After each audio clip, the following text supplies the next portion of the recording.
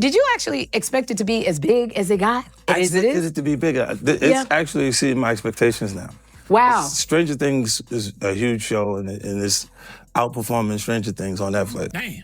I thought I was gonna be in the documentary at first until I started talking to that director. The producers had been calling me and everything. So this one night, 50 called me up and we was talking about the whole Puff situation and this documentary that he's gonna be doing. I told him that I was going to have Kirk and Tim. Kirk will be the one who talk about the business part of it. Tim would be the one who talk about the growing up phase with Diddy and everything. And I was gonna talk about the street stuff, what was going on with Bad Boy, you know, with the security, with Wolf, with the city college. So we was talking, and he sounded like, yo, listen to him. They gonna spare no expense with this whole documentary. So I said, all right, cool. I spoke to Tim and I spoke to Kirk Burrows. I gave one of the producers the number to get in touch with Tim because I wanna see him get money because I know Tim got a hell of a story with Puff. So then I talked to Tim and I told him, yo, listen here, man, we should go in as a package deal. You know, all three of us, we could tell a hell of a story. So, yo, let's go in there and ask them for 50 apiece. Tim was like, with it, yo, Gene, whatever, you know, go ahead like that. Kirk was like, yeah, okay, cool, Gene. It was like a general census that we was gonna do this in a whole package deal. And then I started speaking to the producers because 50 had told me himself that they was gonna spare no cost in doing this because he wanted to tell the story like it was supposed to be told. The director, she was telling me what I was asking for was crazy and they wasn't spending money like that.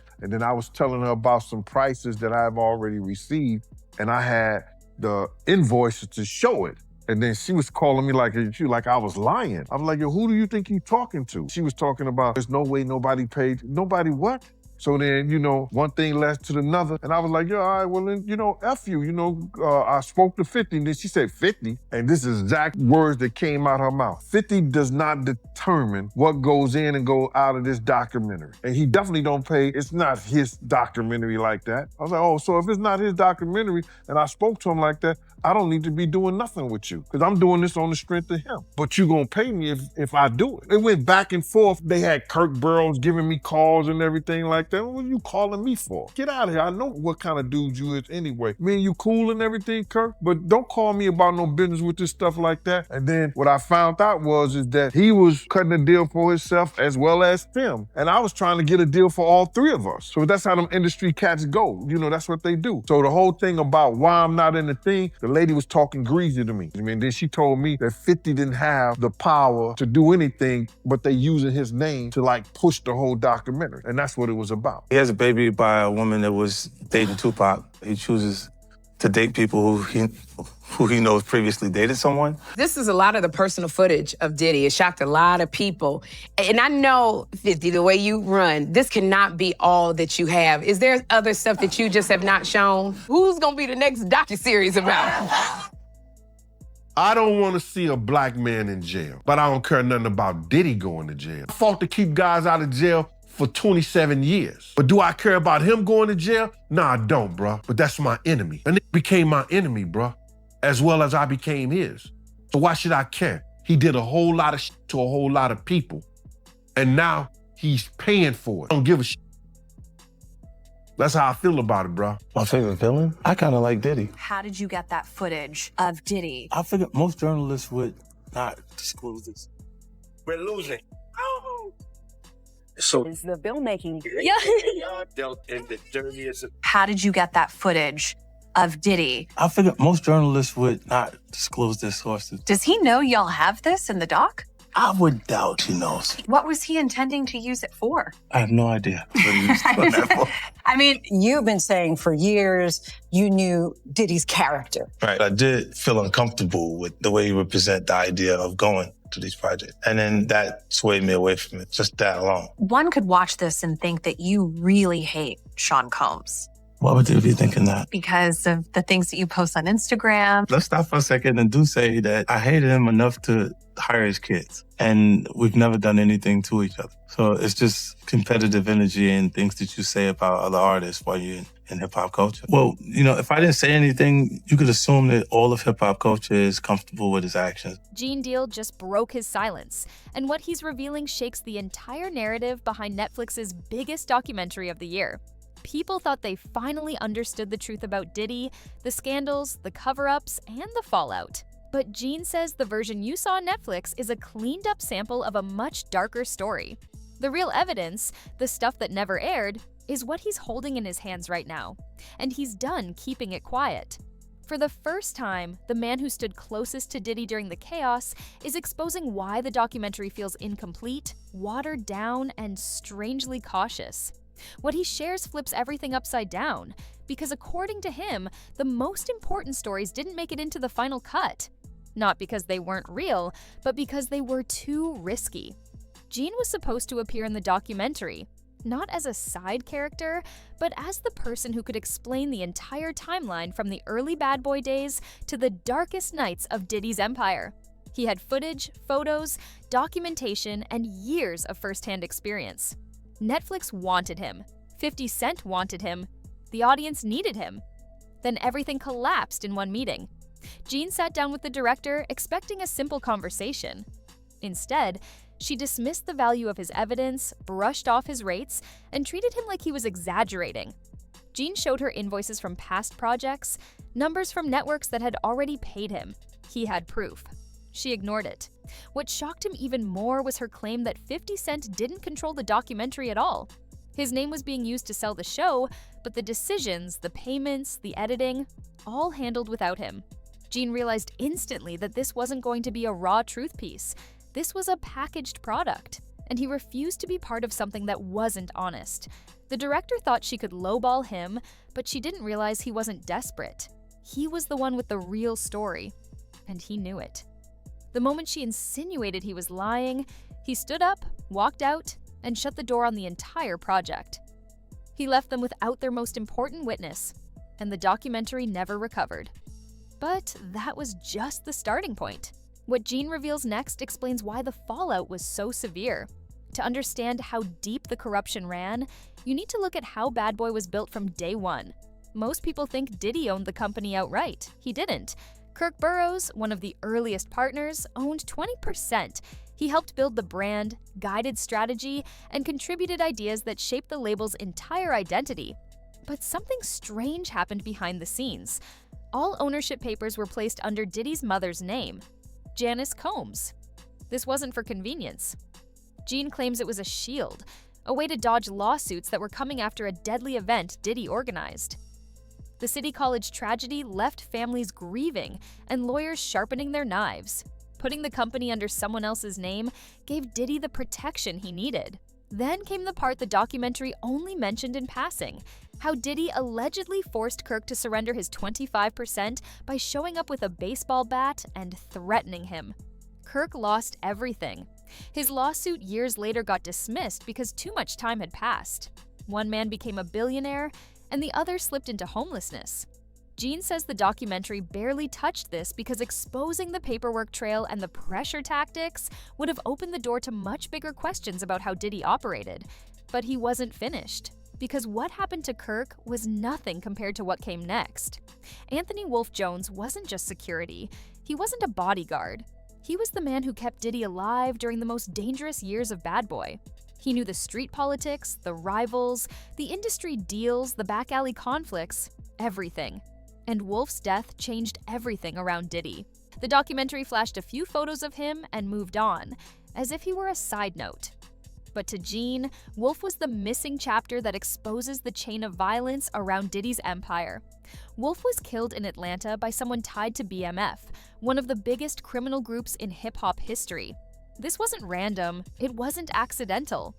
Gene says the confrontation grew from decisions made long before that night, and Diddy played a silent role in stirring situations Wolf ended up paying for. Netflix avoided this part entirely, and Gene knows why. The connections are dangerous. People involved are still alive. Some are powerful, and telling the full story would have opened a door Netflix wasn't ready to walk through. Gene believes this omission alone proves the documentary wasn't meant to expose the truth, only a version of it. And his frustration only grows with the next tragedy Netflix watered down. Gene was there the night 9 young people lost their lives. The documentary showed headlines and a quick explanation of overcrowding. What they didn't show was the sequence of decisions that made the disaster unavoidable. Jean's security team originally had full control.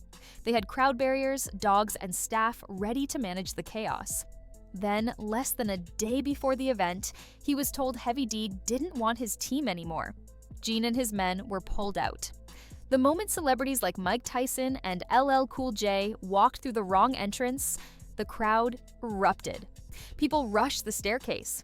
Bodies pressed into each other. Screaming filled the hall. And at the bottom of that staircase was a door that should have been open, a door that Jessica Rosenblum, one of the event promoters, locked. Jean says she grabbed the cash box filled with ticket money and locked the door to protect it. By doing that, she trapped hundreds of people in a concrete chute with nowhere to escape. 9 teens died in that crush. Jean ran from one end of the building to the other, trying to get inside. When he finally did, he pulled bodies out of the pile and performed CPR. It was too late for most. He remembers the last breath of a 17-year-old boy. He remembers the scream of the boy's older brother. He remembers standing there knowing the kids didn't stand a chance once that door closed. Netflix never mentioned Jessica's role. Jean says the truth was too harsh, too ugly, and too dangerous for a mainstream documentary. And as he retells the story, his anger grows. Because that wasn't the only thing they erased. Kim Porter wasn't just a partner. She was part of Diddy's life for years, the mother of 3 of his children, and a woman who knew every private detail of the empire. Her sudden passing at 47 left the industry shocked. The official report said pneumonia, yet whispers started immediately. Too many people had seen too much. Too many stories had followed her for too long. Netflix barely addressed her. A picture, a sentence, and a transition. That's all she got. Jean says Kim deserved an entire chapter. She knew things even he didn't know. And her passing raised questions producers didn't want to explore because it opened a door that would lead straight back to uncomfortable truths about Diddy's private life. Instead of that, they trimmed her out of the storyline. And Jean believes they did it to avoid a storm that Netflix wasn't willing to weather. But if you think that's where the protective editing stopped, wait until you hear what happened with the celebrity names. Diddy's parties were legendary. Entire A-lists passed through. Actors, musicians, athletes, politicians, everyone. Yet in the documentary, none of them appear. Not one story mentions them. Not one name slips through. Jean says that didn't happen by accident. He believes big names made calls, wrote checks, and made sure they stayed off that screen. No one wanted to be connected to Diddy's scandals, freak-offs, or illegal behavior. Protecting their careers was more important than telling the truth. And 50 Cent? According to Jean, he's a businessman first. If keeping celeb names out protected deals or relationships, then that's what happened. The result? A documentary missing half the story. The half that actually explains how Diddy moved through the industry for decades without consequences. But there was one thing Netflix couldn't hide: the leaked footage. The most shocking part of the documentary was the private hotel footage of Diddy pacing, strategizing, and panicking as legal trouble closed in. He wasn't supposed to be filmed during those moments. That footage was never meant for the public. His lawyer was on speakerphone, his plans were exposed, Diddy claims it was stolen. His legal team rushed out a cease and desist notice the instant the documentary dropped. They demanded Netflix pull the film. Netflix refused, saying the footage was obtained legally, but refused to explain how. Jean believes the videographer, who followed Diddy everywhere, was never paid. And when someone works that close to Diddy and gets stiffed, loyalty disappears fast. Someone sold that footage. Someone sent it to 50 Cent. Someone broke their NDA because the money was worth the risk. And when the documentary aired, Diddy's team realized they had no control left. But according to Jean, that leaked footage wasn't even the worst part of the untold story. One of Jean's clearest memories is protecting Misa Hilton, the mother of Diddy's first son. After Jean left Bad Boy, Misa still trusted him. She asked him to provide security because she was afraid of how Diddy might react to her going out without him. Jean charged her for his time and made a promise. If Diddy saw her with him, he wouldn't try anything. The documentary mentions a moment from Eric's sermon, who described seeing Diddy attack Misa right in front of him. Instead of stepping in, Eric walked away because he didn't want to get involved. Jean says that clip is just one example of years of violence that the industry ignored. Cassie's leaked hotel video shocked the world, but to people inside Bad Boy, that behavior wasn't new at all. Netflix used what was already public and avoided showing the deeper cycle Diddy was part of.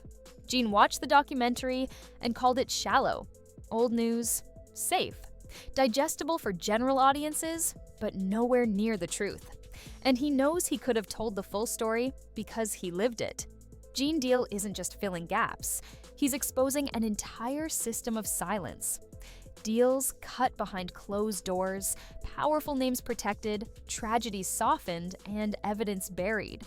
Netflix showed the version that wouldn't burn bridges. Gene is sharing the version they were too scared to touch. Now the question is yours. Which part of Gene's story hits you the hardest? The City College tragedy, Wolf's death, Kim Porter, or the missing celebrities?